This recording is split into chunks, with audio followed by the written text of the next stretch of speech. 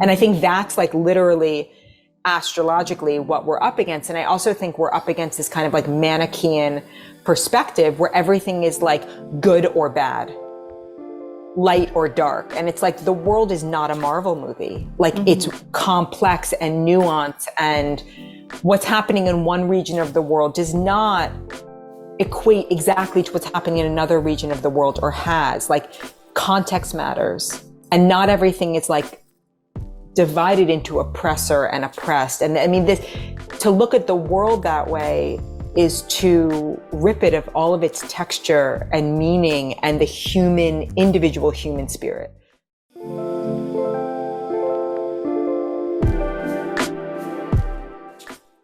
My Reset and Recondition 14-day New Year program is available now for 2024, and for only £29.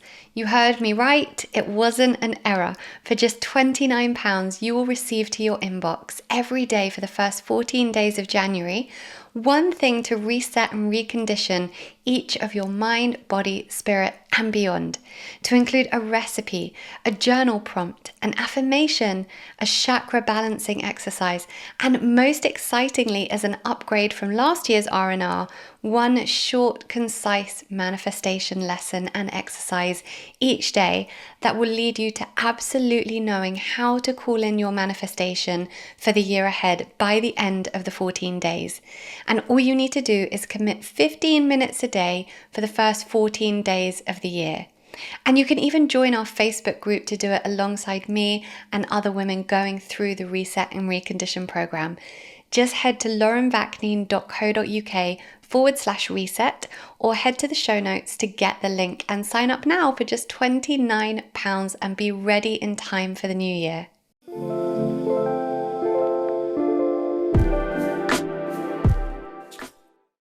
Welcome back to Reconditioned with me, Lauren Vakneen. I say welcome back. This might be your first time listening. If so, welcome, welcome. This is the podcast that combines everything within the fields of wellness and growth, consciousness, healing, whatever that means to you, anything that comes under that umbrella, you will find it here. And today's episode is a little bit different because when Dani Beinstein and I get together, some magic happens. It depends how you see it. I mean, we're supposed to be talking about astrological projections for 2024. We do, don't get me wrong, we do. We absolutely do. But we also go off on tangents that I believe are wonderful tangents, and you will take a lot away from if you're an inquisitive person, because when Dani and I, as she explains it, a Pisces and a Virgo sit down to chat, it's never going to be short. And we talk about all sorts of interesting things to do with, I guess, human growth. That's what it all comes down to. All these conversations we had in today's episode. It started through talking about what's been happening in the world right now and how that relates to what's happening astrologically. And then what will happen, what we're going to see next year and beyond from an astrological projection, a perspective. But from that, we take it into other places. And it really is just a free-flowing chat between two very like-minded friends who have very similar views and also challenge each other's views. So this is just very much a chat. It's not an interview. It has no kind of specific structure. It is very free-flowing. And if you are anything like me, where you enjoy that sort of natural conversation about anything related to human growth, consciousness, anthropology, philosophy, sociology, anything within that, then you will really enjoy this chat. I love this woman so much. I said to her in the episode that so much of how she operates in the world, though we are very similar in many ways, we're very different also in other ways. And there are ways in which she operates that inspires me so much. And I wasn't just saying that to her for the episode, like genuinely, I learned so much from her. And I don't mean from a knowledge perspective, though she has a lot to teach. She is one of the most well-read people I've ever met. Just from the way she operates, from the way she manages her life, her energy, there is so much to learn from her. So I know you're going to love this episode. I'm looking forward to you listening to it. Again, it is not a structured episode. We are not talking about any one thing in particular, but if you enjoy two friends talking about some really deep shiz, you will enjoy this episode. So like hang on in there with us. We also talk at the end about, we do our annual book club because Dani and I love reading. We often like the same books. So we do like a annual book club roundup. What books have we enjoyed this year? Which books are we recommending for next year? And so that is our episode. Don't forget my reset and recondition program is still available. Everything you need for wellness and manifestation for 2023 is 14 days of wellness and manifestation from January the 1st. I mean, to be fair, you can do it anytime you want. It works in that way because I know people are busy. The idea is that you'll start it on January the 1st and it will kickstart you for the year ahead with everything you need to get yourself in that place of motivation to create the kind of year that you want. It really is phenomenal. It really is amazing what I've put together for only £29, people. £29 is nothing. To be able to teach you daily manifestation lessons from a quantum mechanics, quantum resonance perspective, short daily lessons and exercises each of the 14 days, so that by the end of the 14 days, you have a complete guide on how to manifest the top things you are trying to manifest right now or for 2023. So that's what we've got. Just go onto the website to download that. Just go to laurenvaknine.co.uk/reset or get that in the show notes here. And yeah, enjoy this episode. As usual, let me know your thoughts over on Instagram. I'm at Lauren Vaknine and I can't wait to hear your thoughts.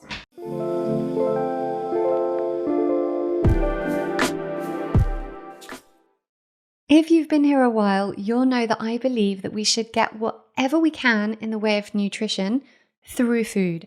And where we can't get it through food, that's where we supplement.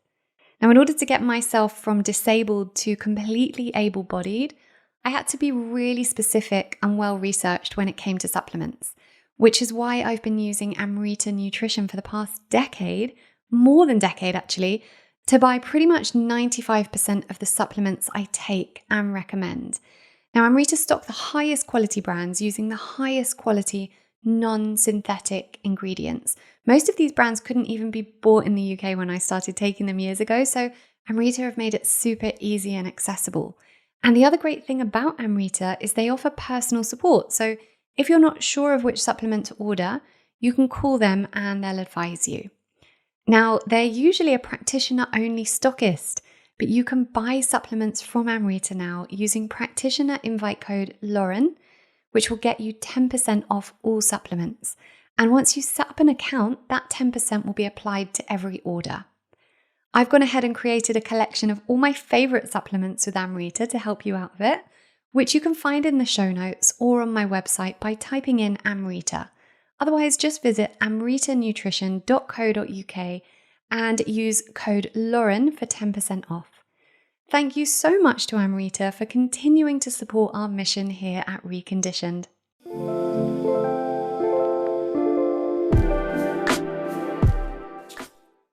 Well, hello again. Hello. I love it because it's like a Virgo and a Pisces sit down to chat. Oh God, is there anything better?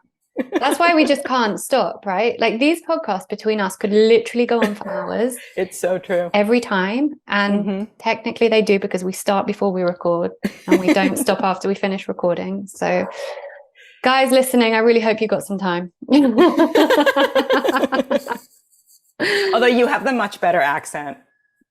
Well, that's between us. That's just opinion, right? That's just opinion. I literally grew up thinking that thing of I don't have an accent, and now obviously I realize I do. But that's just opinion. I think your accent's great. I love doing an American accent. We should do an episode where like you do my accent and I do yours as well, because that would also be funny.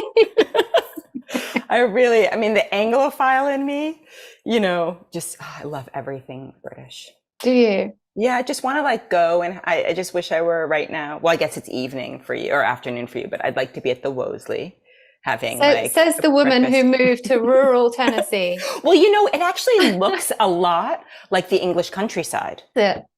Rural Tennessee. And I'm just outside of Nashville, but there is 15 minutes from me, and I'm basically on country roads. A British woman opened up a place called Yorkshire Deli, and it's like proper British, and it's on this little farm out here in Tennessee, and like it's so divine, and I love going there. I feel like that is so your dream, because you love all that like quaint English rustic kind of thing. All of that. I just love it. I love it. I just discovered it like a few months ago.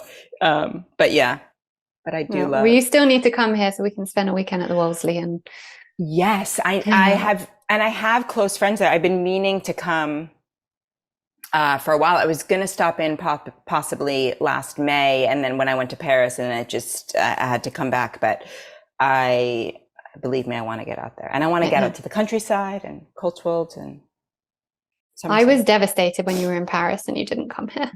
I know. It was an in and out thing. You know, there's a direct from Nashville to London, which is fantastic on BA. So I got to take advantage of that. Yeah, I'm desperate to take my mum. She's always wanted to go to Nashville. So really? Yeah, she's desperate. She really wants to go to Nashville. It's like her dream. It's very magical. Does she like country music? Although it's not just country music. No, she anymore. loves it. Yeah, she loves it. And she loves country music. She loves the whole like music scene. She loves just the idea of Nashville. Nashville and New Orleans have been her dream. So like I have it on my bucket list to take her on a big trip. Oh my God. You got to add Charleston and Savannah. That's on my list. Oh. So we were hoping, here we are going off on a tangent, Pisces and Virgo, whoever's listening. Don't worry, we're going to talk about the astrological projections for 2024, but just listen to us ramble for a bit. I promise you'll get something out of it. Every time we do one of these, people are like, oh, I loved your chat. So just like bear with us, okay? Bear with us. But the trip that Danielle and I are desperate to do in the summer, although I don't think it's going to happen this summer now, is starting, I want to do like an East Coast trip. So different to what most people want to do when they travel to the States. I want to start in like Maine, Vermont, go to like all the fishing towns and like see, you know, like lobster and all of that. And then go down. I want to spend like a week in Martha's Vineyard, or like one of the maybe less known There's islands like Block Island. Well, like so Martha's Vineyard is both of those. Martha's Vineyard, Cape Cod are off of Massachusetts. And then if you go, then the island, like the Hamptons, but also North Fork, that's off of New York. And then if you keep coming down the seaboard, there's like, you know, Maine and then DC and then Virginia and all the way down. But all of those, there's also Block Island off of Rhode Island, which is magical. New England is, especially in the summer, is incredible. But also in the autumn, right? New England in the autumn is amazing. So, but yeah, we would only be able to do it in the summer. And yeah, we wanted to do that in like Cape Cod, and then go down to North Carolina, South Carolina. Yes. Do like a week in a lake house, and then end in New York, because I love New York. Beach house. I mean, there are lakes there, but the thing about Charleston is it's on the Atlantic. All right, I'm just going to call you when I'm ready to. Yeah, it's so it's on, and Savannah. So they're right like off of it, but Savannah and Charleston. I think Charleston is probably the most beautiful city in America. It's like if you took parts of London and put them in the Caribbean. Okay. And the food is sublime, and then Nashville is, I mean, I love living here and it's so fun. And then New Orleans is like another country. Yeah. It's its own culture completely. And that's down on the Gulf. So, well, as you know, I want to end up. Well, you told me in Arizona in my astrological, when you did my your chart, that I would end up somewhere, and I came on and said to you, and I've always seen myself kind of around like, you know, North Carolina, somewhere like that. And you were like, well, Lauren, your Venus actually runs right through. It's Tennessee, pretty magical. North Carolina. So we'll see. But yeah, I would just want to like travel the whole of the States. Let's just ignore the politics. Yes. Well, you know, honestly, the thing that I love about Nashville is no one's talking about that, like at the coffee shop. I mean, it's just very person to person. It's very human. There's very strong communities that exist in the South, in the Southeast.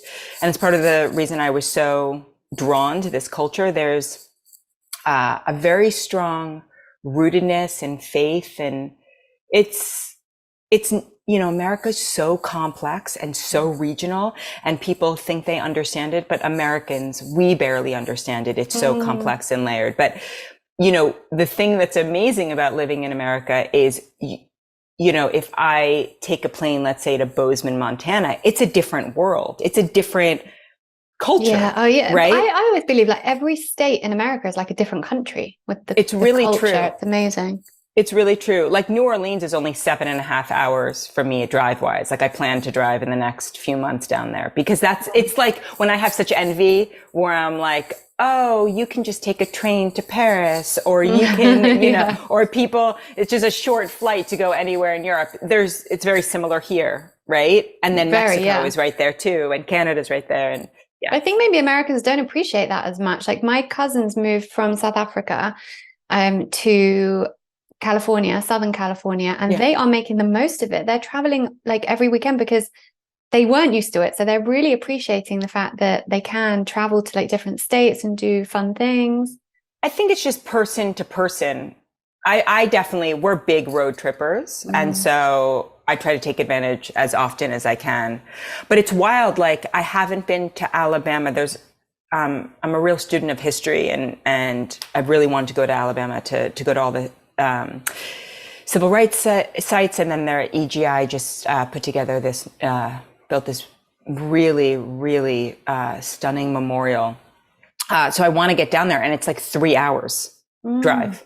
I'm like, I need to take advantage of that. Yeah. But yeah, you get into your day, right? You can get into your life, and then things happen. But it's true. It's one of the all-American road trip, right? Well, I'm just holding on to you telling me like over about a year and a half ago that 2025 would be the year that I do that kind of stuff. So I'm just, preparing in 2020. Yeah. Anyway, okay. Speaking of 2024, before we go into kind of your projections for 2024, like we're living in a strange, messed up time. And we tend to blame the planets and the moon for a lot of stuff. But is anything that is going on now, do you think, related to what's happening with the planets? I do. I think it's a symbiotic relationship, right? Because the energy gets filtered through us as individuals, but there are sweeping historical moments.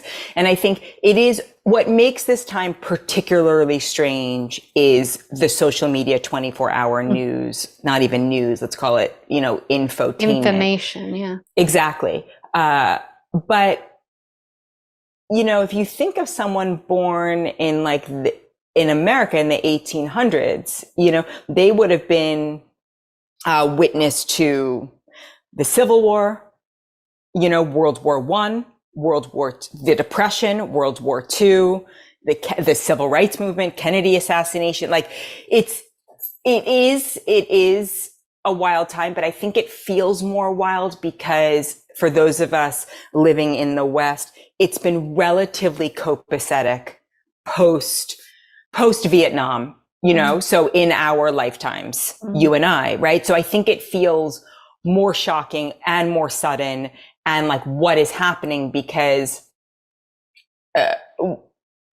we've lived in a relative bubble, so to speak, right? Especially like since the 90s. Like the 90s, some people say the 90s in the West was like the height of civilization, right? Like, so I think so I just wanted to preface it by saying that it's always, this is why I'm such a student of history, because it always puts things in context. Yeah, right? So true. That's why you and I like the same books. Yes. But that aside, so there's a couple things. The first is that, so Pluto is making its way through the end of Capricorn. It moved into Capricorn in 2008. With that, we had here in America, the Wall Street crash, but of course, American economy affects the whole world and all of that, right? So Capricorn is the structures of our lives. Actually a feminine sign, but we think of it as masculine because it's come to be associated with, corporations and entities and establishments and institutions. Well, Pluto coming in, it was basically like a wrecking ball. And because Pluto takes 248 years roughly to go around the zodiac, it also is on the same timeline as revolutions. So the last time Pluto was in Capricorn or nearing the end of Capricorn, we had the signing of the Declaration of Independence. Then as Pluto moved into Aquarius, And so that's where we are now, right? But over 2024, it'll backtrack. So right now it's at the tail end of Capricorn. It went direct on October 10th. It'll make its way back into Aquarius, and then it'll dip back into Capricorn. And then basically November 19th of 2024, it will be in Aquarius. Now, last time Pluto was in Aquarius, we had the actual American Revolution. And then all of the kind of fallout of the revolution. And then finally, George Washington becoming the first president of the United States. We also had the French Revolution. So the reason I say all of that, right, because the French Revolution started in 1789. So the reason I say all of that is because, which is the same year that George Washington, I believe, April of 1789, George Washington became the first president. So the reason all of that is worth noting is you'll see very similar themes that are emerging. What is freedom, right? Mm-hmm. It's like it was America freeing itself from, the British monarchy and taxation without representation and all of that. There's very similar themes which have been emerging really since Pluto went into Capricorn. And then in Pluto is kind of the breakdown of these institutions, or something feels amiss, or all the shadow of these too big to fail institutions. And then, Pluto moving into Aquarius. Aquarius is, equalite, liberty, brotherhood, all of that. So you're seeing that emerge on that timeline. So that's not a short transit, right? Pluto moves into Aquarius. It'll be there finally November 19th of 2024 until 2043, and then it'll dip back, and then 2044. This is not a short-term transit. And so recognizing that we are living through a sweeping moment in history, where does it end up? I don't know. I tend to believe that humanity will prevail. I have to hold that, but we don't know. So we're in a very precarious time. And like, if you think about the American Revolution and you think, 1776, like basically to 1789, that's not a 2-year window. Like, things take time to unfold. So, and then obviously with the French Revolution, you then ended up with Napoleon and the Napoleonic Wars, and you're right. So these things take time. That was well into the early 1800s, not well into, but into the early 1800s. So we are at a really pivotal time. So there's that. On top of that, we are having similar astrology to World War II. So the start of World War II, basically 1939. If you look at the astrology from that, we are having the Uranus return. So Uranus takes about 84 years to grow in the zodiac, and Uranus is revolutionary in a different way than Pluto is. It's more, it can feel sudden, though it's not, right? And it can feel incredibly disruptive. So we are seeing, depends who you ask and what vantage point they're coming from, but we see the rise of totalitarianism, right? So this is not to panic anyone, but we are in a really pivotal time in history. And part of, I think, what's been challenging for a lot of millennials is we've been sold, or millennials have been sold this idea that that everything's in your control. If you just clear your subconscious and you just do this, then the world opens up like a red carpet for you and you can get what you want. But that's not true. It may be true in minor way, like in terms of, seeking and setting up for the house that you want, or, building your career. But there are things that are out of our control, namely that we're born and we die, taxes, right? And then the time in which we incarnate. That is part of our soul contract. And what I'm finding my clients are kind of up against is the grief and the breakdown of this idea that, anything was possible the moment that they want it. And that's where real spirituality comes in, real faith, and Saturn is moving through Pisces. It moved in March of 2023. It'll be there ultimately, through 2025. And Saturn in Pisces is a maturation around the mystical and the spiritual. And it's not an easy transit. It can feel like we're in the soup of it. And we do have in 2024, we have some towards the end of 2024, like August, September, October, we have Jupiter, which will by then be in Gemini and moves in the end of May from Taurus. We'll have some grace with Jupiter to balance out Saturn's challenge.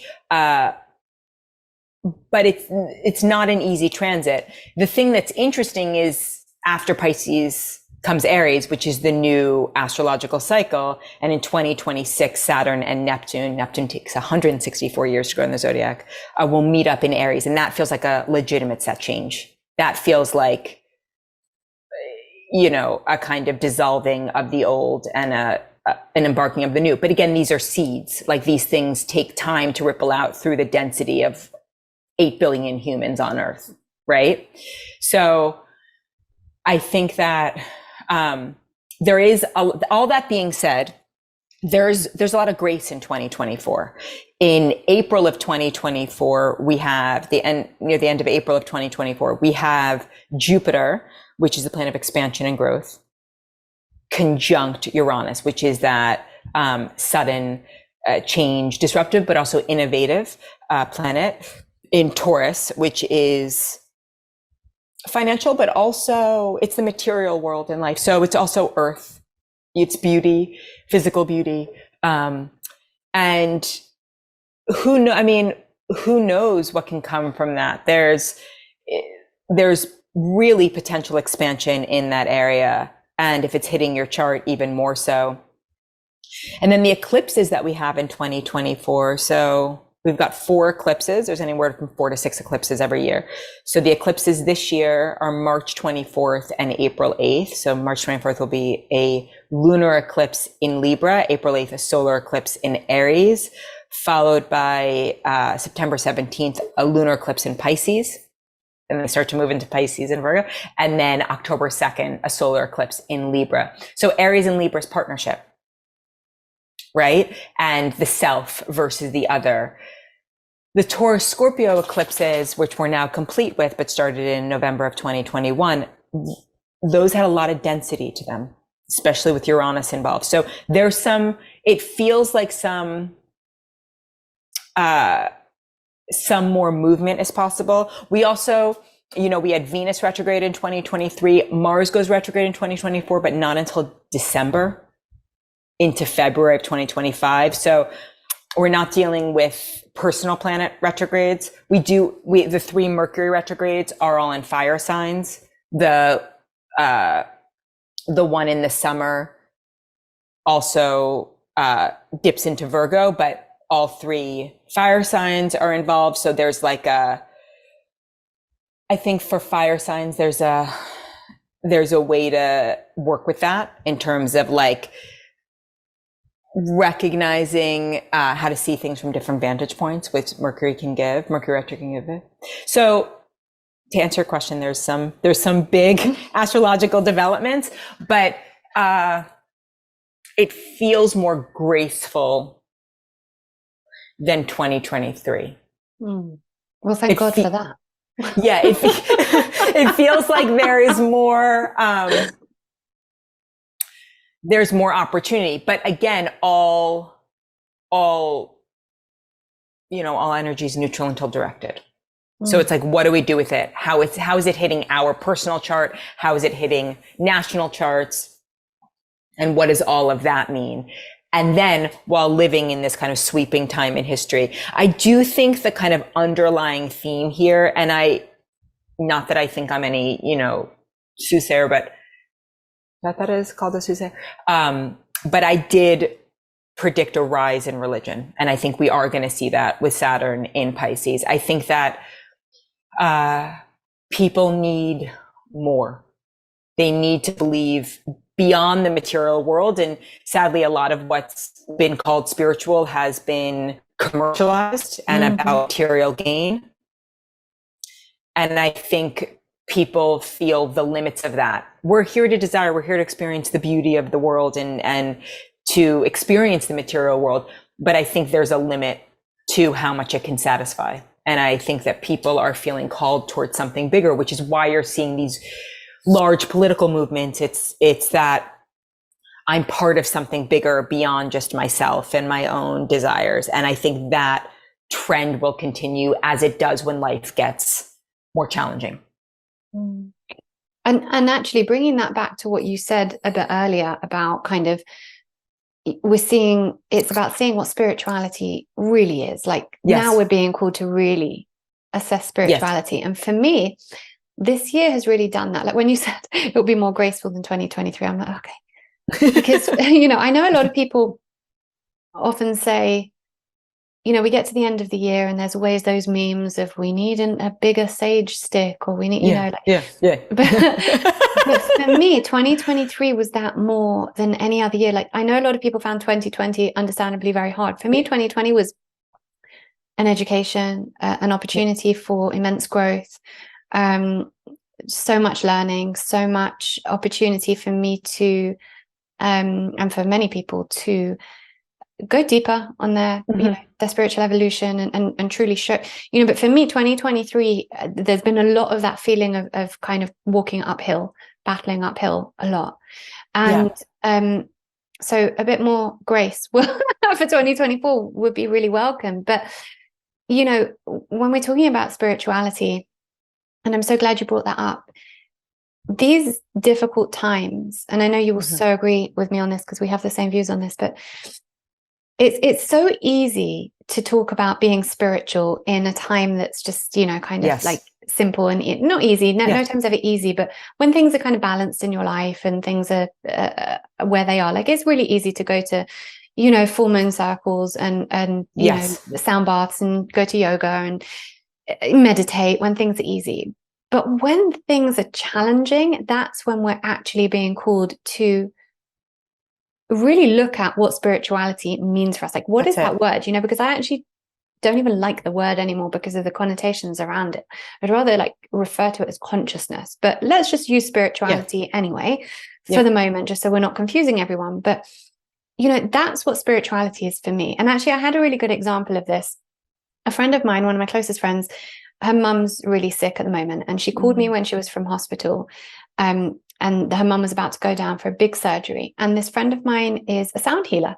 And she, thank God, has always had good health. She looks after herself. She's a really healthy person. Thank God all her children, are well. And she's never really had to deal with illness. Like, unlike me, it's been a theme of my life. So thank God not so much anymore. But illness has been a theme, and I understand how to manage it. I understand how to manage myself within it. So she called me from the hospital and she said, it is just revolting in here.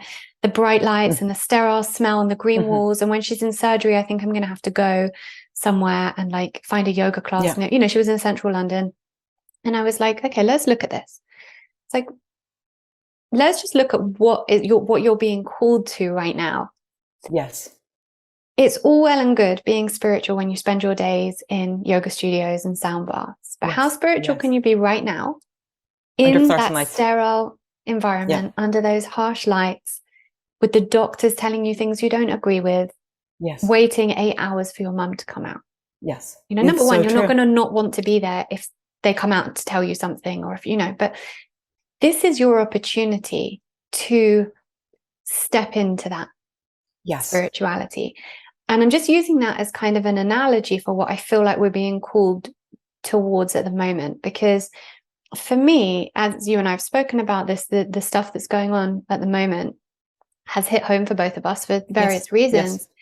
And, I used the word broken to you and you were like, I don't want to use that narrative because I'm stronger than that. And you're so right, because that was for the first 5 days. And I've said this on the podcast when I did an episode with Aaron Abke about really using this time to step up our consciousness. I did use that word for the first 5 days. I was like, I was broken. And then I was shown that this is my opportunity to truly step into that place of spirituality that I preach and I think I practice. Well, how deeply can I practice it now? Yep.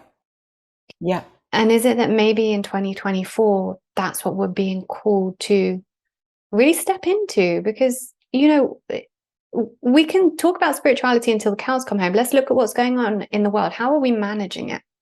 How are we showing up and guiding people during that? I think that's exactly it. And, you know, you're a Pisces, right? So 2023, it was going to be challenging for you with Saturn moving into Pisces. I mean, we have to get the degrees, the specificity of it, but there is a real challenge to it. And Saturn is really like, you got to backbone it up. You got to, you know, find that inner resolve. And I think that, you know, the word that I prefer is soulful to spiritual, because, and maybe it's the Virgo in me and all the earth that I have, but spirituality can feel so ungrounded or unintegrated. The word, maybe it's just how it's come to me, you know, what it's come to mean. And, you know, the core etymology of it isn't that, but what contextually it's come to mean. Yes, I agree. Right. And I think that, you know, I am a person who believes deeply in God, which may surprise people because I'm an astrologer. I have had people come and ask me, you know, who are religious in various, you know, whatever their religion is, you know, how do I square astrology with this? And I always say, like, it's not trying to be God. I'm just pointing out the energy, right? And then it's what we do with the energy. But I am a person who, I believe very strongly in God, which actually started for me. I was kind of an atheist, I think, in my teens. And then my dad took me on safari in Africa. And I just remember looking at it and go, there's no way. That was my personal, like, there's just no way. There's not something greater. Like, there's just no way. I was truly awe-inspired by it. And then I was raised Jewish, but then not long after that, a few years after that, we went to Rio and I stood in front of that statue of Christ and I sobbed. So I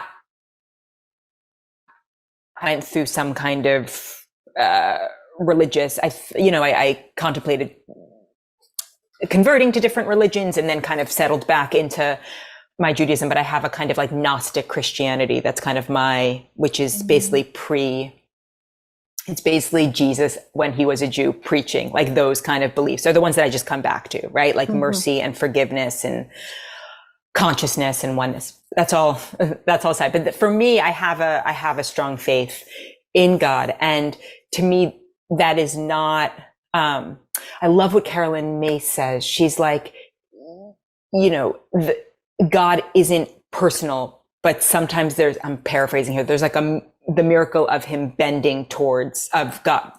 I don't believe it's a him, but like bending towards individual need I don't personalize God in that way. And I think that what has happened in our culture, and again, this is my view, is that because of various things, Christopher Lasch alluded to this in his Culture of Narcissism, that we have been moving for a long time, probably post-war America, towards more narcissism, that everything is like me. But I found it more helpful to say, it's actually not about me at all. What's about me is how I am a steward of my soul, how I show up, and how much resilience and heart and strength of heart I possess moment to moment. Like, that is my job, right? And then I give it over to God. That's spirituality. That, to me, that is, as opposed to bring me this and bring me this and bring me this, which I think ultimately ends up feeling like a video game and not very soulful at all. That's why Jim Carrey famously said, like, I wish everybody could get famous and everybody could have everything I could have, to see how ultimately meaningless it is. But we need, as human beings, we need to go on some kind of arc around that, right? Mm-hmm. Like that's whatever our personal arc is. But I think that one's spirituality, one's experience of faith is a deeply personal thing. But whether you are deeply religious or, firmly atheist, I think having a moral code is key to right action, and key to feeling a sense of fulfillment, whatever that is, right? Ideally, that involves no harm to another, as a moral code. But I think that is, I think we've lost our way. I think we have become, I think we're lost. And I think there is a lot of think a lot about the worshiping of the golden calf. And that story that's played out again and again and again, right? And how we then must return to something deeper, something more meaningful. And I think I think the astrology speaks to that this moment in time. Interesting, the golden calf thing. You're so right. It's the golden calf is almost like, the best analogy of I think so. Human. Because we're in biblical times. I mean, it feels like that to me. For sure. Yeah. I mean, the level of kind of brutality and desire to be saved. Yes. And always coming back to this, had they have seen then that it was the faith, the deep internal faith that saves you, not the golden calf, or any other amalgamation of that. Yes. And that's where we go wrong, because we're always looking for the proverbial golden calf. Yes. Someone else to save us. I think so much of my work is actually rooted in that. So much of my journey to, healing my physical body was coming to realize no one's going to save me. Every time something worked a little bit, I was like, I'll keep working with this person. That person will save me, This person will be the answer. They'll have the cure. Yes. And it was only in coming to learn, actually, when I was 19 and went to have that treatment in Israel, that was amazing and got me from wheelchair bound to riding a bike, and then coming back to England after 6 months, and a year later the arthritis coming back, and that being the biggest blessing of my life, because that doctor in Israel, the holistic therapy, he was amazing. I'm still in touch with him. He's had such a profound impact on my life. But I had to learn, I had to be given that lesson that he could be as amazing as he wants, but you have to take responsibility for your well-being and your life. And I think, definitely a theme in my life has, I've been guided towards seeing that. And even now working with Don Javier, my shaman, regardless of his, level of kind of, his hierarchy, his personal power, what I'm learning from him, he still can't save me. Yeah, no, no one else. And that's the key, right? No one else can save us. And this is my biggest issue with the kind of victim Olympics, victim consciousness that is running through at least America. I'm not living in other countries. Right. So I feel like it weakens one's spirit and weakens one literally physically. It's like if we are continually saying and denigrating people for their excellence and wanting to see excellence fail and wanting to promote a kind of, frankly, mediocrity, right? When the human spirit, I personally, my Achilles heel in this earth is nostalgia. Like as a student You of and me history, both. like I just am like, oh, remember the 80s? Like the 80s was really hard for a lot of people. I was a kid. It wasn't that hard. It wasn't hard for me, but like that is my Achilles heel. And I own that. But there is something, there's something that is essential to the human spirit, which is innovation and growth. And I think that I battle that within myself because I'm a huge proponent of the environment. And sometimes I think it's not about inventing new things. It's about letting nature heal itself, right? But if we fight against the individual's growth, the individual's pursuance of excellence in whatever way that shows up for that individual, we will have a sick society. And I firmly believe that. And I'm also someone, I have a domestic partner, I've been living with him for 7 years. I am unmarried. I do not have children. And yet I think the family unit is like essential to a society, right? Like I don't need the world to cater to the fact that I am an unmarried woman. Like I kind of consider myself a witch in the woods. Like I don't need to be part of that, but I think it is essential. Like I think this kind of like family is bad and separate from family. And like, I have plenty of, issues in my family, but I try to work on myself to work through them, to build bridges. And I haven't always done that and the best job of it, but I just am seeing this trend, which I think there is going to be pushback. And I think the pendulum's going to swing in the other way of like, families are bad. There's this anti-natalist thing of like having children is bad. And like, what is that going to do long term to the human spirit? We are starting to see the pendulum turn the other way. Yes. Like for sure, because as someone who is a mother in kind of the holistic community, yes, this community is growing. There is a lot of women wanting to return to the home, coming out of the workplace, very much feeling grounded and rooted. Like it's actually giving me chills as I'm saying it, because I know it's so important to me. And this year for me has been about finding a balance from my work and being in the home more.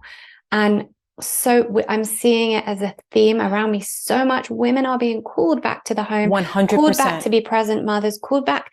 And I don't want any backlash from this because I'm going to say it, called back to the kitchen, to stand in the kitchen, making wholesome meals with love and energy to feed our families and to nourish ourselves through the act of doing it. And I'm seeing this happening a lot. 100%. And are there exceptions? Like, I'm with someone who's a real nurturer and like happens to be a great cook. Are there exceptions? Yes. And should the exceptions be denigrated? No. But there is something like I have a lot of younger clients, and through our work together, they have realized like they really want motherhood, and like tears streaming down their face. And it makes me cry because it's like, that's such a beautiful thing. And like that, all of this material has been caked on them to think like, no, they should pursue like a corporate career. That's what's going to bring them fulfillment. And the myth of independence, like this is the thing that's really interesting. Like, why are you more independent if you are dependent on a corporation? I feel like that's a book title, The Myth of Independence. But it is, and it's there's such a deep mythology in the American psyche. But I think that, again, most of what has made America, in the past and in moments blossom is this sense of community coupled with the pursuit of individual excellence, like the both of that, right? And the family unit. And so I'm just seeing this kind of shift. And maybe it's anecdotal because it's who I'm working with and what I'm seeing, but I'm seeing once we remove the layers that there is that deep desire to return to that. And, I think it's a beautiful thing because I think there's been a lot of discord in like fight. And one can get into a theoretical conversation and philosophical conversation that everything is a construct, but not everything is a construct. Like, women desiring to be mothers is not a construct. It's a literal biological function, right? And biological imperative. So I think that we've just gone to, and this is coming from someone, I consider myself highly intellectually curious, but intellectual curiosity has moved into far away from curiosity and into this kind of like strange moral righteousness around like total construction of everything. So then what are you left with? Nihilism? And I think that's like literally astrologically what we're up against. And I also think we're up against this kind of like Manichaean perspective where everything is like good or bad, light or dark. And it's like the world is not a Marvel movie. Like it's complex and nuanced, and what's happening in one region of the world does not equate exactly to what's happening in another region of the world, or has. Like, context matters, and not everything is like divided into oppressor and oppressed. And I mean, this, to look at the world that way is to rip it of all of its texture and meaning and the individual human spirit. And I'm gonna get off my soapbox now, but that's like my core, that's my real belief, is that like we need to come back to humanity. And like, originally that's like the purpose of art, but art has become ideological as well, instead of emotionally resonant. And so I feel I feel the pendulum swinging back. I think people are tired of being told what to think and what to do and who to be. Fun fact, humans take in more information in one day now than they did in their entire lives in the 1700s. No wonder we're overwhelmed. Our brains and bodies simply haven't evolved to manage this level of stress. And until that evolution happens, if we want to be well in mind and body, we need things that help alleviate this stress. For me, one of the key tools in my daily wellness toolkit that does this is the Sensate. And if you've been here a while, you'll know how genuinely obsessed I am with this product. It is a piece of health tech that fits in the palm of your hand, and it basically sends infrasonic waves through the chest to activate the vagus nerve and calm the autonomic nervous system while you listen to the specially composed audio within the app. I usually use the Sensate for 10 to 20 minutes before I sleep to reduce cortisol levels, calm my brainwave states from the hectic day, and send me into a deep sleep. Clients or friends of mine who have a Sensate have told me that their sleep has never been so good. People who usually struggle with sleep just wake up in the same position they went to sleep in. Everyone needs a Sensate, in my opinion, and I particularly recommend it to anyone who suffers from overwhelm or anxiety, and anyone who wants to deepen their meditation practice. And you can get £30 off the Sensate by visiting getsensate.com and using code Lauren30. That's GETSENSATE.com, Lauren30. Thank you so much to Sensate for supporting our mission here at Reconditioned. I think what you've said about kind of the nuance and losing the texture, I think, and I have done for a long time, and actually I just did a TEDx talk and it was literally about this, that our issue with not healing our bodies and our minds is because we think that everything needs to be black and white. And that it's going to be this thing, it's going to be that thing, it's never just one thing. That is true for life generally. Everything has nuance, and our issue, our biggest issue as humans, is that we want everything to be black and white. So when we're assessing the situation, the like a war or what's going on now in Israel, it's like, these are the baddies, these are the goodies. Like you said, life isn't a Marvel movie. It's complex, it's textured. There is a lot of in between. There is a lot of nuance, many layers to it. And our issue is that we cannot seem to scrape away at those layers to see what lies underneath. And actually, when we do that, we find a sense of balance, because we can understand that actually we can't understand everything. Yes. And I think this is the shadow side of the intention around the internet and the fact that we were alive to see the internet boom, it is just an insane thing. Like in the time of history, it's like being alive during the printing press, right? The invention of the printing press, like more so.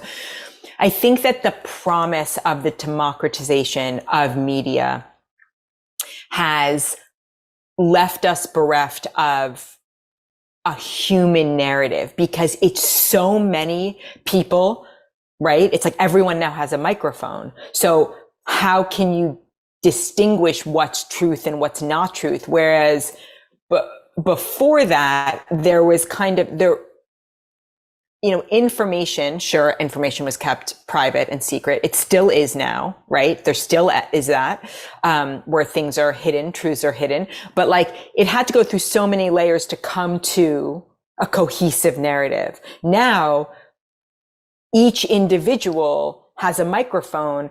And so you can just be tuned into one voice without that voice taking into consideration all the other voices. Yeah, we serve our own confirmation bias.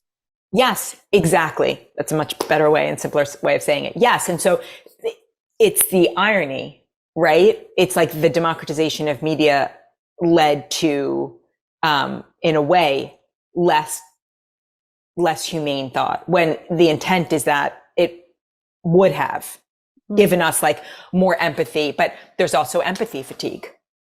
And, it's it's a wild time to be alive. But I go back to like, oh, this is like the invention of the printing press. And one of the first things that happened with the printing press was the spread of anti-Semitism. Because people were reading it, they could read and they became literate and they're like, oh, I'm reading this is true. Right. Yeah. Right. So I'm watching this video. They're saying things that's true. No, not necessarily. Right. So it feels, I try and pull the lens back and say, because I do feel like my role, not everyone's role, my role in this lifetime is a more of like a witness consciousness and a more of kind of seeing things from that perspective.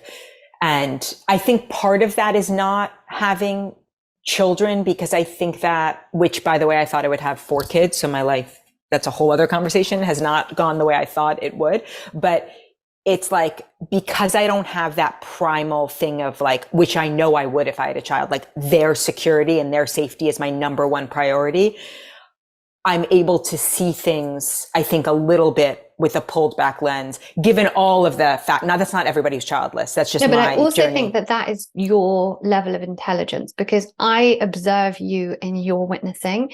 You maintain a huge level of personal power in how you witness things, absorb it, have deeply intelligent views on things, and don't feel the need to shout about them. That is personal power. Not everyone's able to do that. For whatever reason, that feels my journey, and there's no right or wrong way, and there is certainly a big loss in this lifetime not having children, and then there's also these other gains given my personal journey, a lot of which I haven't shared publicly. But that's thank you for saying that, because that is the role I try to not even just play. That is the person I try to be. You serve as an expander for me, to use Lacey's term, in a huge way for that, especially in the way you manage your business, for example, because let's get granular, like running our businesses is part of, we can kind of connect that to our spirituality, our consciousness, because how we run our businesses reflects who we are as people. So even in that, even in how I like observe how you do that, and it's very beautiful, and it's very inspiring for me, because I'm not naturally, I think my journey of healing got me to the place, I've spoken about this many times on the podcast, where kind of 15 years ago when the internet was a newish thing, Facebook was brand new, and I was shouting from the rooftops at anyone that would listen, like, this is what you need to know about this, like all the controversial stuff, you know, and all the stuff that people weren't aware of maybe. And I was like, but you need to hear about it. And I was angry about it because these are the things that had affected my life. And in my heart, I was just trying to help people. But actually, I took completely the wrong approach. I had none of, you know, our generation was thrust into the world of social media. That's insane. And we needed to have like social media etiquette training. Yes, and we did. So and it was like, here's a platform, say what you want. Yes, you know? That's what I'm saying. You're so right. That should be required in school. I never thought of that. But that should be required. And I was one of those people that, like, if I was to ever do one of those, like, have you ever listened to the podcast How to Fail with Elizabeth Day? It's a British podcast. Incredible. You would love it. Okay. She's a British journalist and author, and the podcast is great. It's become fairly mainstream now, but it's very good.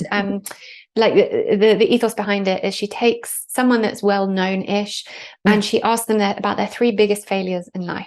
Oh, I love that. And, you know, always we know that failure helps us to learn and grow. So they talk about their failures and what that's led them to. And I always thought, if she ever asks me, hey, Elizabeth, if you're listening, to be on the show, one of my failures would be how I approached social media when it first came out. Now, did I know any better? No. But I did not have that level of personal power to be able to hold myself back and manage it in a more effective way. Like now, I feel like, and still nowhere near as much as you do it, like people listen to you because you don't shout about it, you know, like that time taught me so much about how people actually respond to what you're saying. And they certainly don't respond when you're screaming to them about it, you know, and it's just such a lesson. Yet it is. And I think that emotions are flying very, very high right now, as they do at different times. And I think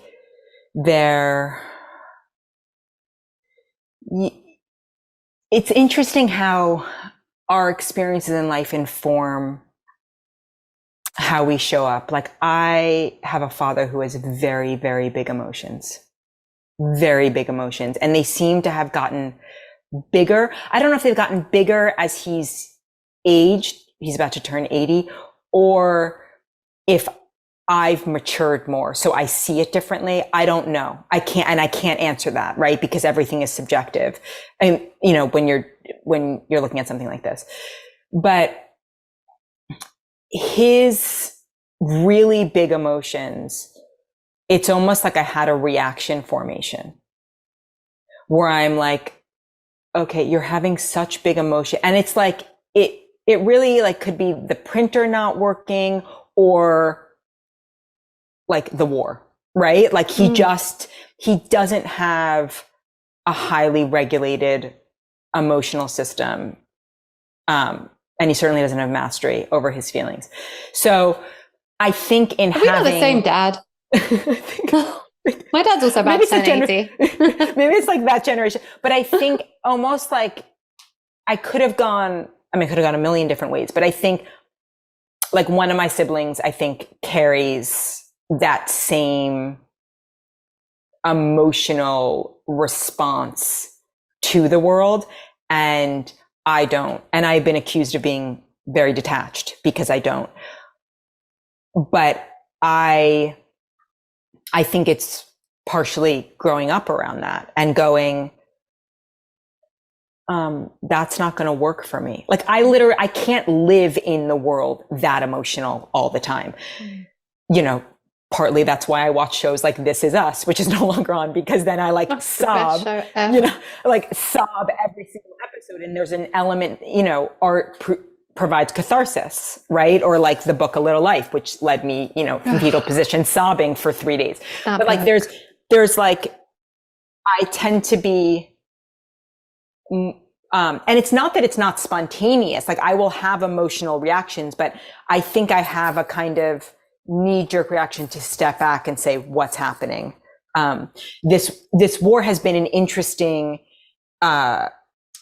somewhat of a variation of that, because I experienced what people call as ancestral trauma, literally moving through my body. And I was like, this is a new feeling. Like, I don't know this feeling, and this feels okay. Like, I've got to learn how to work with this, and was unregulated and did post a few times. I tried to be as regulated as possible, but I was definitely on the more, for me, especially the more unregulated, because I was having a response that was frankly new to me.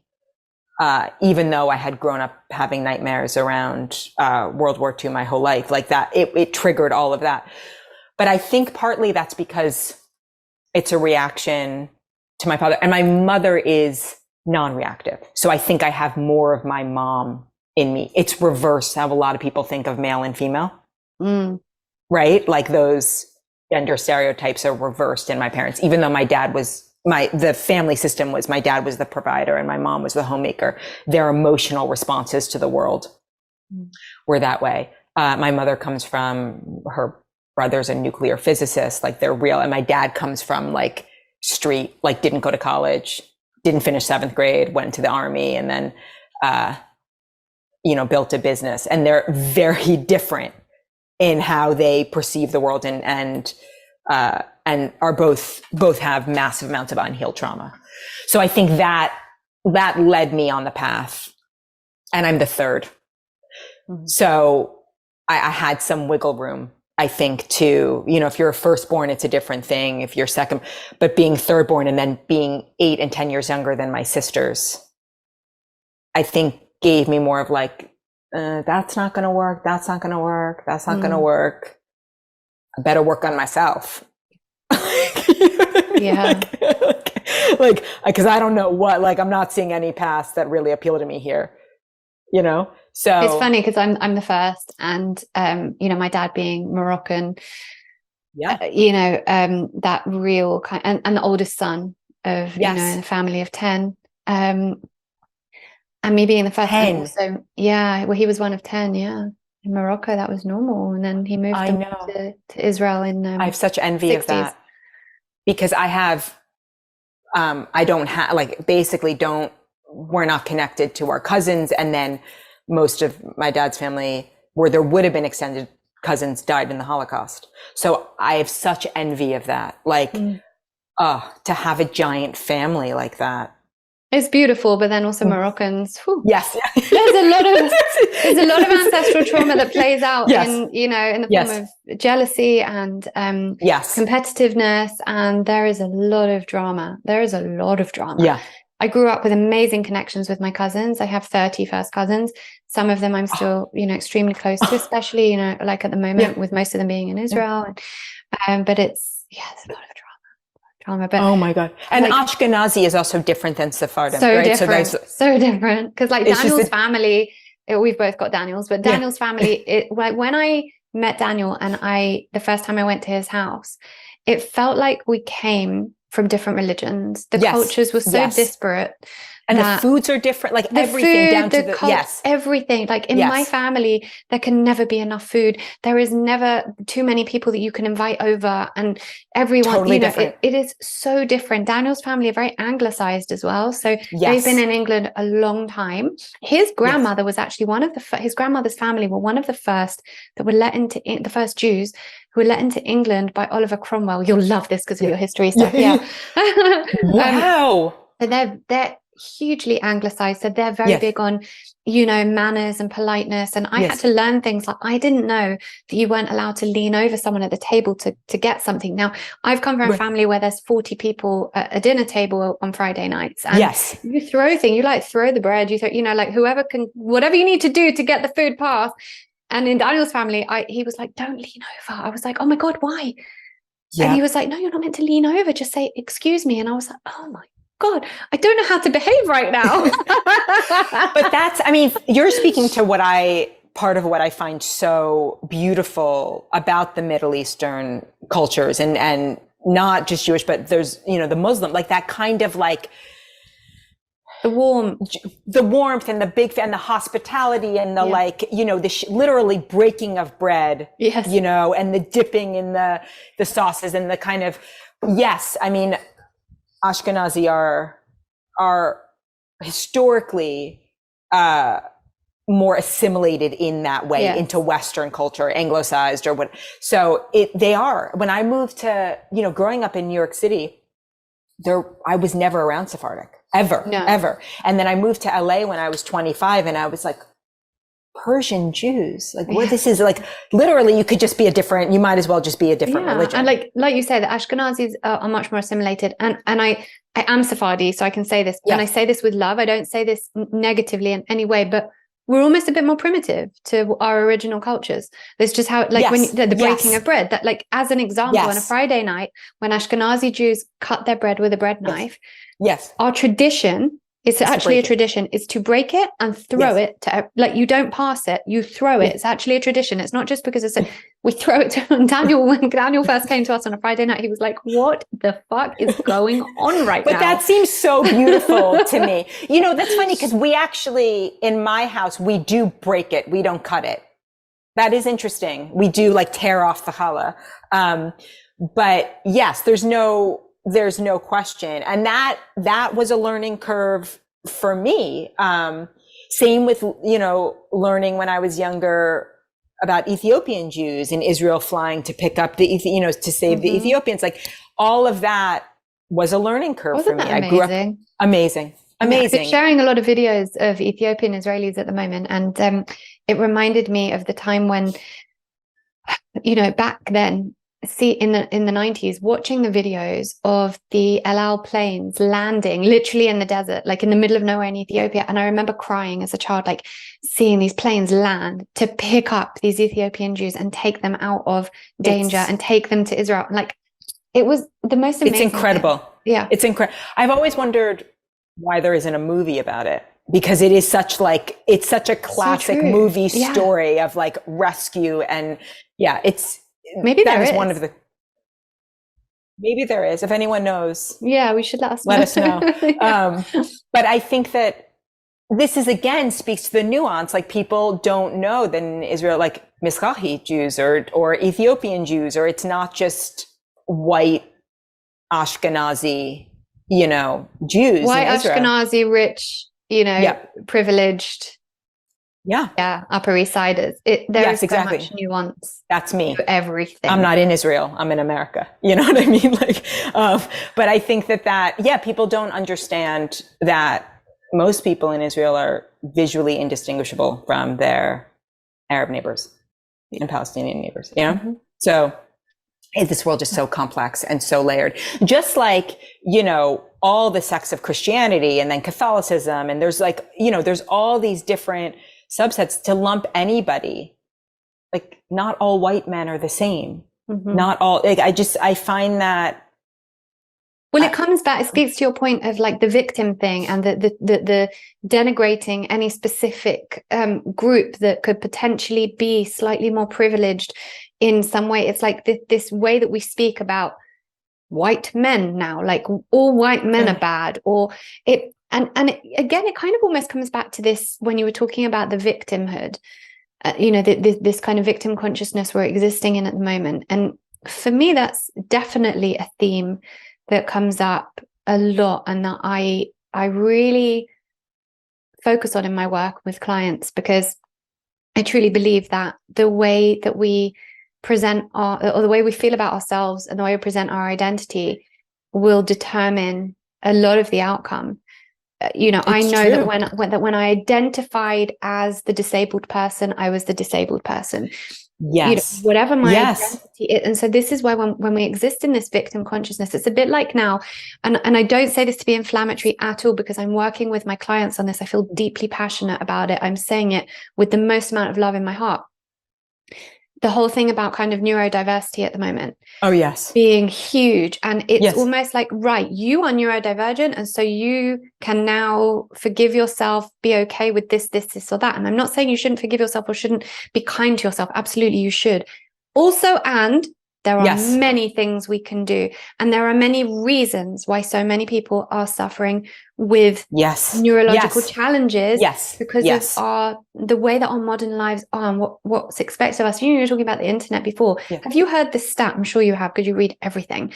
That we have taken in more information or more information has been circulated around the world and has been available from 2003 to now than was ever made available from the beginning of the human civilization until 2003. You know what this reminds me of? It reminds me, so Wesley Yang is a modern social philosopher, and he coined the phrase digital pathogen.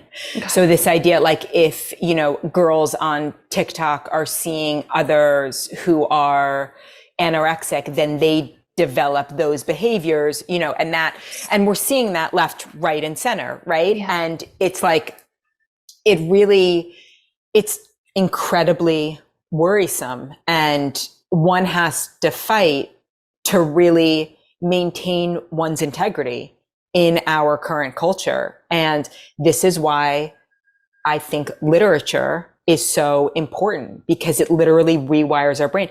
And it's like, why I also think like long form journalism is so important, rather than getting your information from a meme. It's like, I'm so much more into Substacks right now. Yes. Substack is fantastic. Yeah, I mean, it's like, yes. And also when I say that, it's also like a lot of mainstream media is really limited in its perspective. But, you know, the New York Times said that the Warsaw Ghetto uprising was an overreaction in the 30s. So like, it's all complex, you know, it's like, we shouldn't just believe mainstream media because it's legacy media. And we shouldn't just believe someone on TikTok because they're a citizen journalist. Like there's everything in between, right? And that's why critical thinking is so important and in such short supply. That's what we're missing when we are being told that the way, you know, this thing that you're feeling is there's something wrong with you and you just need to accept that. And you know, coming from where I come from with healing myself, it's given me that kind of almost, I don't want to say authority, but a way to be able to say, but also there are things we can do about it. We don't have to exist in that victim consciousness. There are so many things we can do. It's not that there's something wrong with you. It's that there is so much information and so much more is expected of us as human beings than we have evolved to be able to manage. That's it. On a physical, emotional, mental level. So it's not that there's something wrong with you. It's literally that there is just too much going on. And when we regulate the nervous system and we regulate the immune system, we can cope better. And that's exactly it. And some of us are going to be more prone to dysregulated nervous systems and then, you know, what happens as a result of that, which shows up differently for everyone. And some of us are not. So, you know, it's just managing modern life. Yeah. I mean, that's exactly it. And it's like, you know, it's just interesting because I feel like, so there's this book called Demon Copperhead. It won the Pulitzer. I'm just about to start it. Oh my God. Yeah. It's so phenomenal. I know if it's your recommendation. It's the best book I've read this year, and best book certainly since A Little Life, which I read a decade ago. And I've read incredible books in between. I'm a voracious reader, but it's incredible. And it's a retelling of David Copperfield, but through the perspective of the Appalachian opioid crisis and foster care system. And, you know, what has happened in the Appalachian South, from the coal mines to the opioid crisis, is an abomination. And in America, there's this incredibly horrific, like, dismissal of like hillbillies, right? Like just seeing them as basically subhuman without any context. And this book really speaks to just how much heart and determination there is among people who have just been decimated by various factors. And it's like many of these characters are white. They have been through horrific situations. They are not oppressors. You know what I mean? And so this idea that just because of your identity, you are, you know, perceived that way. And like, you know, as an example, like I do, you know, my dad did well, but I don't exist from a trust fund. Like everything I built for myself, and I, you know, I can support myself and I do well, but it's like, I made a choice to say, like, what are the values that matter the most to me? Mm-hmm. And the values to me were not like pursuing, it was excellence in what I did and being able to pay my mortgage and, you know, support myself and take myself on a trip here and there. But it was not, and I live an abundant life, but my abundance is not like extreme financial in any way, shape, or form. I understand I come from some security, like meaning I don't have scarcity mindset from being a child, which other people do, which is going to drive them to make, you know, monetary security their priority. I understand that. But like, this is why it's like context matters to everything. It's like, I just think this idea that like people cannot be defined by where they come from solely. It's part of a larger story, you know? And I think that is, again, nuance. We don't talk about that. We just talk about you're this. I'm from New York City, so therefore I X, Y, you know, I'm with a partner who grew up, you know, I don't allude to him publicly on like, I don't think I like give his full name or whatever, but he grew up in trailer parks, like devout Christian trailer parks, really, really rough upbringing. Like that has given me a window into something. Like there's stabilization now, but like in his family, but that's given me a window into something that I never would have had I not been with him. Like, I don't know. We just have to see the humanness in people. That's kind of the problem that we're witnessing right now, is the dehumanization of the other side of what you believe in or what your opinion is on that particular day. Yeah. And I think that's always an issue. And it's always something that I think as a highly sensitive person and someone who's always been able to feel energy as a child, I had that connection to people, you know, like I always say my dad should have turned off the news because I was deeply traumatized from so much in my childhood from watching the news. But I felt deeply connected to, you know, what was going on like in the Bosnian War and the Romanian orphans, you know, in the Romanian orphanages in the 90s, and Nelson Mandela and what was going on in South Africa. Like I felt so deeply connected to all of that. And it amazes me that other people can look at one side and be like, yeah, but. Yeah. You know, and I just find that to be so much of the problem. And again, that brings us back to the subject of nuance. Well, it's like not every South African, not every Afrikaner was a terrible human being. You know, not every white Southerner during the civil rights movement was, you know, spitting on blacks. Some were actually in support of civil rights movement. Like, again, human individual stories. And like, I just think there is this rush to just lump an entire identity under one umbrella. And it's really disastrous, right? It's really like for empathy and our, you know, our ability to see our own humanity. And like, I think about this all the time in terms of, so I lost a lot of family in the Holocaust, but I think about all the time, like, what was it like to be German? It wasn't a picnic. Like, you know, All the Light I Cannot See that novel does a beautiful job of depicting like how horrific it was for Germans at that time. Like, and what do you do if your choice is between death and joining the Nazi party? I don't think it's that easy. I don't think it's that like, oh, well, you know, therefore like every German deserves, you know, every German at that time deserved, or every German woman when the Russians came in and there was what was called the rape of Berlin, where there was this massive rape of Berlin women under that brief occupation of the Soviets. It's like, they didn't deserve that. You know, I just think like, I always think that like what, because it's so easy for us to say, I would have done this and I would have been the person who, and like, I am very much a person who speaks my truth against the mainstream narrative. And so I kind of do have that evidence.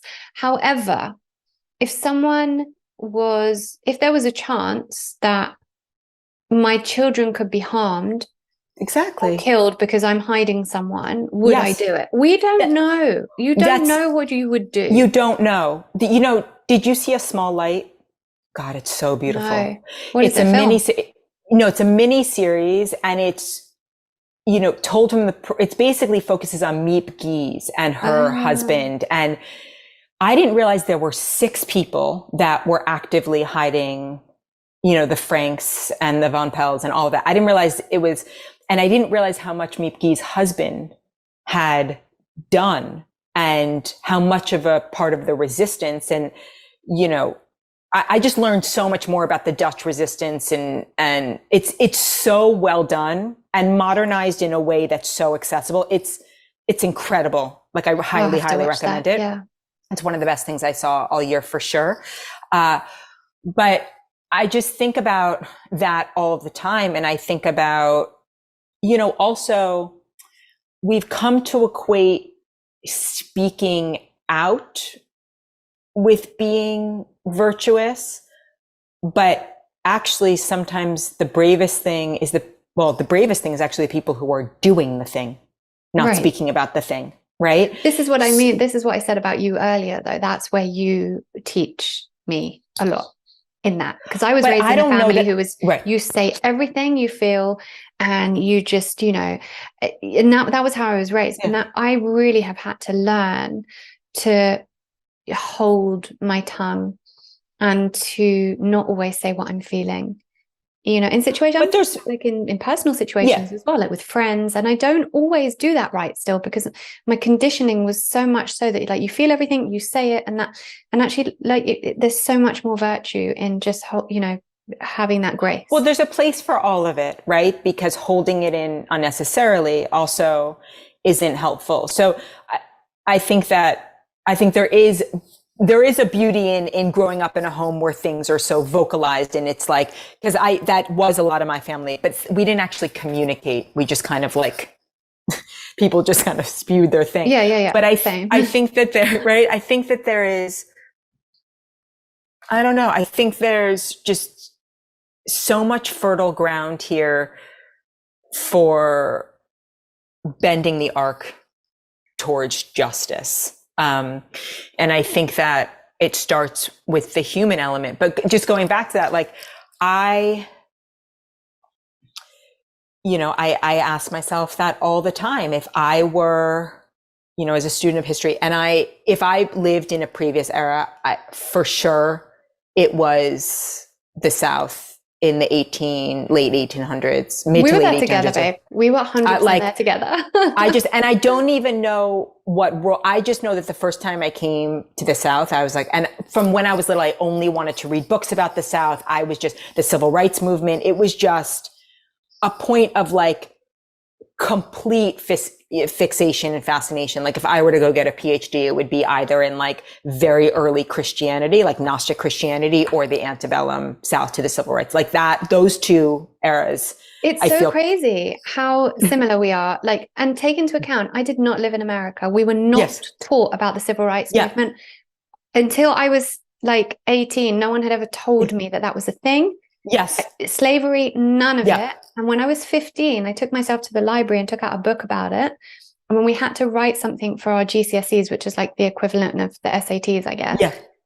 When I was 15 or 16, we had to write about a topic we felt passionately about. And that's what I wrote about. Yeah, I wrote about the civil rights movement and slavery. And my teacher was like, where did you even get this? I was like, why are we not learning about this? And she was fascinated with this piece. And to this day, I'm like, there was something deeply inside me that had to know about that, and that already knew about it. You know, like, I knew I had been there. You got to come visit. It's I'm coming. It's, I mean, I've just always been fixated on that, and like, and just watching. I've watched Mississippi Burning like 10 times. Like, it's so hard to watch, but I just have felt, I don't know what role I played, but I think about, or who I was. I should probably go see a past life person. But I really feel like, I always ask myself, like, you have no idea. Like if you're raised in a culture that believes a certain thing and you participate in that, like, it's just so easy to have moral superiority with hindsight. Yeah. Yeah, it is. It just is. It's just like, you just don't know. And I think about it all the time with the Germans, and I think about, the Germans or the Nazis that actually killed and put my family in ovens. Like, what leads you to that? And yeah, what kind of duress, and and that's why I return to art again and again, which is a place of privilege to be able to do that. But it's like, this is my journey. This is where I am in this lifetime. But I just think it's so easy to point fingers, and moral righteousness. I think the thing that I have the hardest time with is like that kind of moral righteousness, no matter how it's showing up. Like, I am this and I would do this. And frankly, if you would and you were, you wouldn't be talking about it. You'd just be doing it. Yeah. And I think, so to go back to what we said at the beginning, and maybe to like wrap up our Virgo Pisces-ness, with the pendulum is swinging back. Sorry, my kids are screaming. They've just come in and going, Mama. We're seeing that pendulum swing back now, I think, in being faced with these massive moments of war and, like huge stuff that's going on. It does give us the opportunity to assess, to go into like a deep self-assessment. And, I think so. So I do that, like we can't, it's very hard, especially for me at the moment, to look at, for all of us, to look at a situation as difficult and awful as what's going on, and go, yeah, but there's blessings in it. But, if you speak to any true spiritual teacher, they will tell you, like, every point of humanity where things like this have happened is propelled us to something else. And of course, there's going to be lessons there. And it is forcing us to assess ourselves and our own moral judgments and our own everything. And there is growth in all of that. So I think that, maybe that can be like the theme that we have come back to from everything we've just discussed. 100%. And before we end, we have to talk about books, because obviously me and you, there's no like mini book club. If we could like keep it to 5 minutes. What am I even talking about? We're not going to keep it to 5 minutes. You mentioned Demon Copperhead, which is next on my list. Robert so I'm Kingsolver. so glad that you've said that. And actually, it's funny because I bought it a few months ago. I haven't read it yet. And then we went into a bookshop when we were in the Isle of Wight, and Daniel said to the guy, out of all the books now, what would you recommend? And he said Demon Copperhead. So we're very excited about that. I also read Still Life this year. Have you read Still Life? No. Read it. Sarah Winman, British author. And you will love it because it is set never even heard of it. Second World War and post-Second World War, London and Italy. Beautiful, beautiful, beautiful book. And you will love it. I'm also reading Tales of Power by Carlos Castaneda, which is actually based on the life of Don Javier, my shaman, and his work with Don Juan, his apprenticeship with Don Juan. So, but it's taken me a while to get through it. But what are yours? What are your recommendations? So my favorite books that I've read this year are Demon Copperhead, Tomorrow and Tomorrow and Tomorrow. And I've got like literally 15 pages left of Absolution by Alice McDermott, which is Anne Patchett called it a moral masterpiece. And I'd have to agree. It's about wives, in Vietnam, wives of those stationed in Vietnam, but just prior to like the blow up of the war, like very early 60s. But it's really about like one's moral role. Wait, and what's like it looking called? back. It's called Absolution by Alice McDermott. It's phenomenal. And I read, it came out in 2022, but right before this, I finished a book called Lost and Found, which is a memoir by Catherine Schultz, which is beautiful. You I mentioned love Anne Anne Patchett. Patchett. I just read Tom Lake. Did you read Tom Lake? And I love Tom Lake. It really comes together in the end. I think she does a beautiful job. Yeah. And I think for women of a certain age, there's something incredibly resonant about it.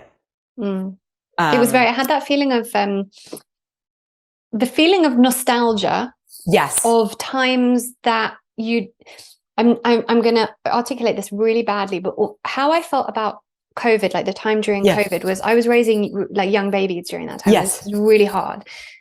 I was also aware, like, don't focus on the hard all the time, because this is going to be a time that you are going to wish to get back. And it's that feeling of nostalgia before you've lost it. Like, before, I'm not articulating it very well. I know. You know that you're going to be nostalgic for this time. And so that Tom Lake felt like that nostalgia. Being home on a farm with all her children while they had time to play games and be together and talk about memories, like stuff like that really resonates with me. And I didn't love the book, all of it, as like the first half, I wasn't gripped by any like at all. But towards the end, I was more like, oh, it has that feeling of nostalgia that I love. She really brings it together in the end. Like it felt deeply resonant for me. And there was a lot that I personally resonated with, even though my life looks very different. I was just very moved by it as a whole. And then a novelist that I've read every single thing they've written is Michael Cunningham. And it's been like a decade since he put out a novel. And every couple months, I'll be like, where's Michael? Like, just what's he doing? And I don't read anything. And then I went on Bookshop, where I order all my books, and I saw that he has a new novel out. So it's coming tomorrow. And I already know that it's going to be one of my favorite, just because he's my he's like my favorite novelist. I've never read anything by him. He wrote The Hours. Most people know him because he wrote The Hours, but I've read literally everything he's ever written. And so all I know is that he has a new novel, and that from what I saw, the reviews are fantastic, but I didn't want to read too much because no one can write a sentence like he can. He is just but his new novel. So by the time this will come out, I'll be done with it. And I'm sure I will feel the same way as I do going into it that I will when I finish it. But have you ever read, because I'm a massive Elizabeth Gilbert fan. That's how why I read Tom Lake, because she loves Anne Patchett. Have you ever read Big Magic? I have read Big Magic years ago when it came out. Really? So I have read it this year. And I loved it so much because it put me so deeply into that place. And just for anyone listening, it is Elizabeth Gilbert. It's not a novel. It is nonfiction. It's trying to teach us how to get back into our creativity for the sake of creativity. And it was so timely for me. It was really at that time where I was feeling at the beginning of this year, right now you have to find that balance and come back to the home more and to your creativity, and not be so focused on business and all of that very masculine stuff. Be more focused on the children, the home, the cooking, the creativity, like all the feminine stuff. And it brought me back to my love of writing and to my love of all things creative, and doing it for the sake of doing it. Like, there is an element of spirituality that comes through creativity, and she brought me back to that with that book, and I enjoyed it so much. I actually created one of my group calls for my membership, my inner circle membership ladies, was based on that book. Creativity is a form of spirituality, and I got them all to read it. I got all my members to read it, and it was so needed for me actually at that time. I love it. I was really saddened to read. I was looking forward to her next novel, but she pulled it because it was set in Russia. I was very saddened by that choice, because I felt like that flew in the face of a lot of what she has written about and promoted, which is to stand behind your art. Hopefully she releases it. She will release it. I think it's very hard to be as big in the public eye as she is, and be so I understand that. Venerated, I do look at her, and I kind of feel the same as you, but also respected her just in terms of, like, I can't judge for her for that, because I just I can't don't imagine judge what it. it must It just be made me like sad. to be. It just made me sad. I agree. I I think it will come out soon. I actually read The Signature of All Things of hers, which I'd never read before. Have you read that? No, I read the other one, which was kind of campy and light and fun. What was it? City of Girls? City of Girls. Yeah, that was The Signature of All Things. Bizarre book, but I think you'd like it. It's okay. It's set in where was it in America? Pennsylvania. Okay. During the 17 and 1800s, but starts in like London. botanist. Yes. Was it a botanist? Right. Yes, I remember reading actually, about this. She talks about it in Big Magic, because in Big Magic she talks about how after Eat, Pray, Love, she was this huge phenomenon, and she was like, "How am I going to ever?" I remember this. Yeah. So she's like, I'm going to write about botanists in the 17th century. She was like, she needed to remove herself from her art completely. Okay. It's what Einstein calls combinatory play. That when you actually are thinking about what you need to write or what you need to do so much, the ideas don't come. But when you remove yourself from it, your brain has the space for, for your ideas to come to you. So she decided to take up botany as a hobby. And literally did it for like a year or something. And then during that time, ideas started coming to her for a book. And that became The Signature of All Things. I love it. It was interesting. Anyway, right, we could talk about books forever, but we should probably wrap up. To anyone who thought you were logging on to this episode to listen purely to anything about astrology, I apologize. We apologize. But I hope you've taken something away from our ramblings. It was in there. It was in there. Thank you for having me. This is a beautiful conversation. Thank you for always blessing me with your beautiful presence, your honesty, your rawness. I learn so much from you. Like, I don't think you realize from a distance how much you inspire me to grow. So thank you. Oh my God. It makes me want to cry. Well, I hope you have a beautiful afternoon. And I do hope to get to London and England and have a proper tea with you. We will do it. Have a beautiful evening. You too. I hope you enjoyed this episode of Reconditioned. I am honestly so grateful to each and every person that tunes in. Thank you also for taking responsibility for your own well-being. You should know that just by choosing to listen to podcasts like this that further your well-being, you're moving more deeply into abundance consciousness. Now, don't forget, I have a bunch of free resources over at laurenvakneen.co.uk, as well as every recommendation you could ever need in regards to your well-being on the LV Recommends page, all categorized for your ease. Thank you also to our sponsors. These episodes would not be possible without them, so make sure to check them out and get some pretty awesome discounts on the show notes. And of course, make sure you're subscribed to the podcast so that you can get updated each time a new one is released. Thank you. I appreciate you.